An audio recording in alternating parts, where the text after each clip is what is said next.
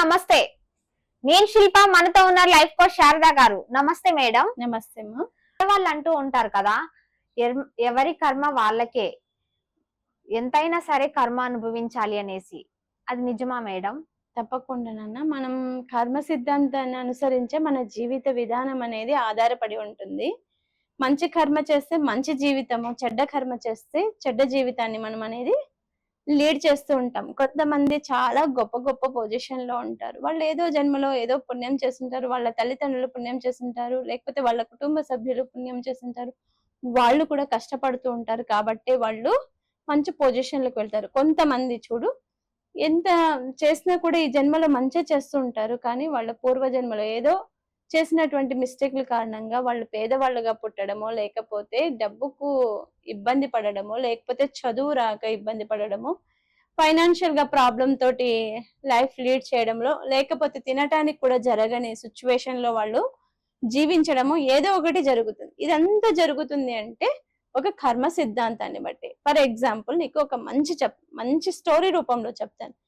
ఒక Maharashtra mother example తీసుకుందాం మనం. ఒక ఊర్లో ఒక ఉమెన్ ఉంది. ఆమె పెళ్లి చేసుకొని కొత్తగా కాపురానికి అత్త మామ వాళ్ళ ఇంటికి వచ్చింది.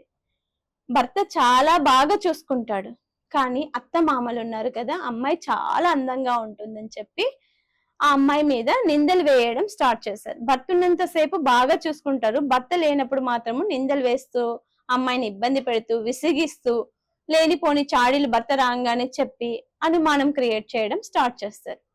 ఒక్క రోజు వింటాడు, 2 రోజులు వింటాడు, 3 రోజులు వింటాడు. అతని మైండ్ ట్యూన్ అయిపోతుంది. ఏమని? ఇంత లేనిది నా తల్లిదండ్రులు ఈ అమ్మాయి గురించి చెప్తూ ఉంటారా, ఏదో ఉంటుంది అని అతనికి అనుమానం వచ్చింది. అలానే ఆమె ప్రెగ్నెంట్ అయింది, భర్త ద్వారా ప్రెగ్నెంట్ అయింది. ఆ భర్త ఏమనుకున్నాడు, ఇది ఎక్కడో వెళ్ళి ప్రెగ్నెన్సీ తెచ్చుకుంది, ఇది నాకు సంబంధం లేదు, మా అమ్మ ఇంతగా చెప్తుంది, మా అక్క ఇంతగా చెప్తుంది తన గురించి అంటే ఏదో అనుమానంతో ఆ అమ్మాయిని ఇబ్బంది పెట్టడము, కొట్టడము, తిట్టడము విపరీతంగా చేస్తుంది. కానీ ఆ అమ్మాయి చాలా అమాయకురాలు, చాలా పద్ధతి కలిగినది, చాలా మంచి వ్యక్తి, ఉన్నతమైనటువంటి ఆలోచనలు కలిగిన వ్యక్తి. తన పనేంటో, తన ఇల్లేంటో, తానేంటో, వాళ్ళ అత్త చెప్పినా, వాళ్ళ ఆడపడుచు ఇబ్బంది పెట్టినా ఎప్పుడు కూడా డిస్టర్బ్ కాకుండా తన పని తను చేసుకుంటూ వెళ్ళిపోతూ ఉంది పాపం బిడ్డ. ఆ భర్త అర్థం చేసుకోవాలి, పెళ్ళయింది, మనకి ఎవరు నిజం చెప్తున్నారు, ఎవరు అబద్ధం చెప్తున్నారు, నా భార్య ఏంటనేది ఆ భర్తకు తెలిసి ఉండాలి. కానీ రోజు ఇంజెక్ట్ చేయడం ద్వారా అతనిలో కూడా ఒక నెగిటివ్ థాట్స్ అనేవి పేరుకున్నాయన్నమాట. ఎప్పుడైతే ఈ నెగిటివ్ థాట్స్ పేరుకున్నాయో ఆ అమ్మాయిని ప్రతిరోజు కొట్టడమే. ఆ కడుపుతో ఉన్నది ఒకటి, తను చేస్తున్న పని తాను చేయడం ఒకటి, ఆ కొట్టడం ఒకటి, ఇలా చేస్తుంటే అమ్మాయికి ఒక రోజు విరక్తి వచ్చింది. అలా కొట్టించుకుంటూనే ఉంది. ఎందుకంటే భర్తను వదిలేసి బయటకు వెళ్తే మనకి సొసైటీ విలువ ఇవ్వదు, పుట్టింటికి వెళ్తే తల్లిదండ్రుల దగ్గర మనము చులకనైపోతాము, లేకపోతే తెలిసిన వాళ్ళ ఇంటి దగ్గరకు వెళ్తే రేపొద్దు నా భర్త అనేవాడు తక్కువ అయిపోతాడు, నన్ను తక్కువగా చూస్తారని చాలా భరించుకుంది. ఆ ఇంట్లో ఉన్నటువంటి మాటలు గల్లీకి వెళ్ళాయి. గల్లీ నుంచి ఊరంతా తెలిసింది, పలానా అమ్మాయి అంటే ఇలా అంట అలా అని బ్యాడ్ గా ప్రచారం చేసేసారు. బ్యాడ్ గా ఎప్పుడైతే ప్రచారం చేసేసారో ఇంట్లో వాళ్ళు కొట్టడం కాక వీధిలో వాళ్ళు కూడా ఆమె బయటకు వెళ్ళిన ప్రతిసారి కూడా అమ్మాయిని అవమానించడం. నువ్వు అట్లంట కదా, నువ్వు ఇట్లంట కదా, అట్లంట కదా, ఇట్లంట కదా.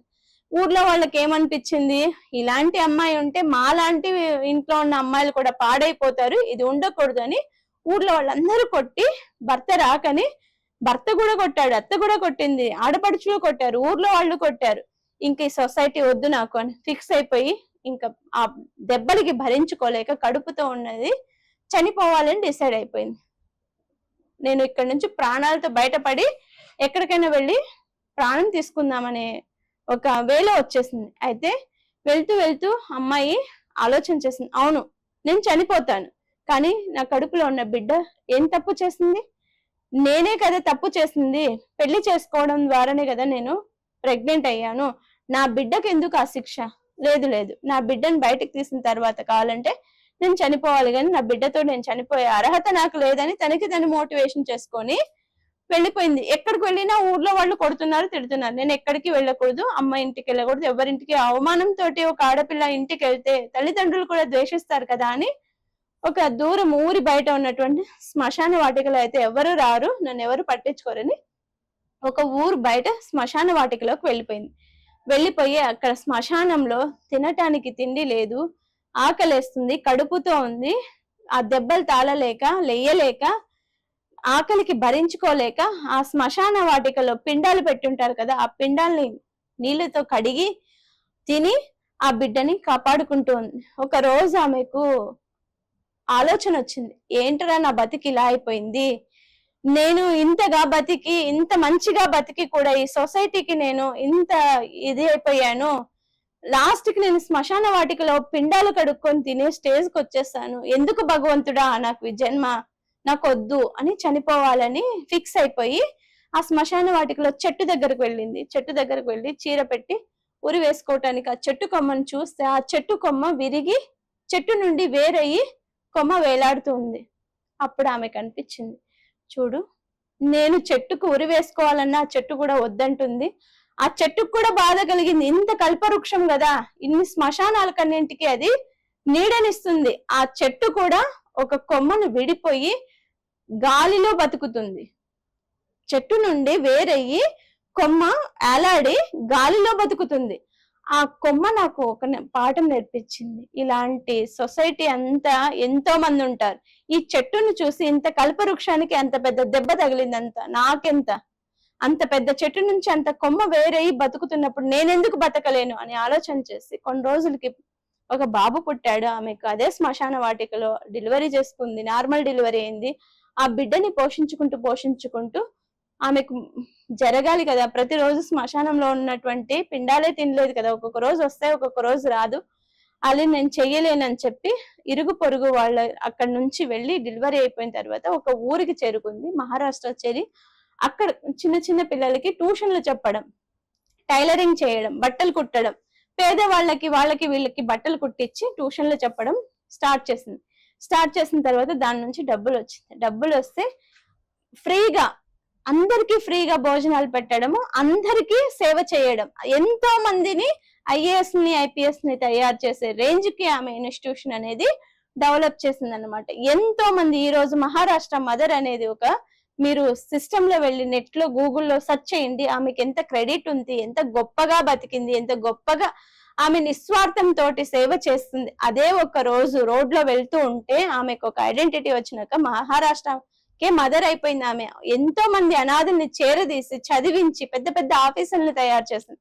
అదే ఒక సందులో వెళ్తూ ఉంటే ఒక వ్యక్తి చనిపోయే స్టేజ్ లో పడున్నాడు, ఎవరా ఏంటని కూడా చూడుకోకుండా ఆ వ్యక్తిని కూడా తెచ్చుకొని ఇంట్లో చూస్తే అతను భర్త అని చెప్పి వదిలేకోకుండా ఎవడైతేమే నాకు అనవసరం, చావు బతుకుల మధ్య ఉన్నాడు, నేను కాపాడాలి అని అతనికి స్నానం చేయించి మంచి ఆహారాన్ని ఇచ్చి కూర్చోబెట్టినాక ఒక 10 రోజులు 20 రోజుల తర్వాత ఒక మంచి వ్యక్తిగా తయారయ్యి అప్పుడు భార్యని ఆశించాడు, నువ్వు నా భార్యవే కదా, ఇప్పుడు నువ్వు నాకు కావాలి అంటే ఆ తల్లి ఒకే మాట అంది, మనకి సమాధానం ఏమో చెప్పిందో తెలుసా, నువ్వు చేసిన కర్మనే, నువ్వు ఈ రోజు రోడ్లో ఆహారం లేకోకుండా పడున్న వాడికి నేను తీసుకొచ్చి నీకు ఆహారం పెట్టి నీకు మంచిగా తయారు చేశాను, నువ్వు ఈ రోజుతో నాకు బిడ్డతో సమానం, నువ్వెవరో నాకు సంబంధం లేదు, రోడ్లో పడిన వాడివే, ఏ రోజైతే నువ్వు నన్ను వదిలేసుకున్నావో ఆ రోజే నేను నీకు భార్యని కాదు, నేను ఈ మహారాష్ట్రకి తల్లిని, నువ్వు ఏ రోజైతే నన్ను నిందించావో నువ్వు దాని పాపానికి కర్మ నువ్వు అనుభవించావు,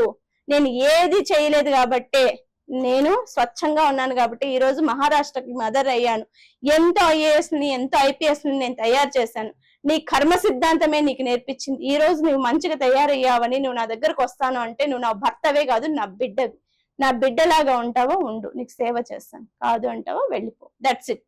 చూడండి, కర్మ సిద్ధాంతం ఉందంటారు లేదంటారు, ఉంది, అవునా కదా. ఆమెను అంతగా హింసించి ఆమె పిండాలు తిని బతికింది, బిడ్డను పోషించుకుంది, ఒక మహారాష్ట్రకే మదర్ అయింది. ఆ రోజు కష్టం వచ్చిందని ఆమె చనిపోయింటే ఈ రోజు అతనికి ఆమె విలువ కూడా తెలిసిండేది కాదు కదా. అదే అత్తమామలు అమ్మ చెప్పిన మాటలన్నీ విని నువ్వు భార్యను తోసేసినప్పుడు నీ బతుకు ఇక్కడైంది, రోడ్డు పాలైంది కదా.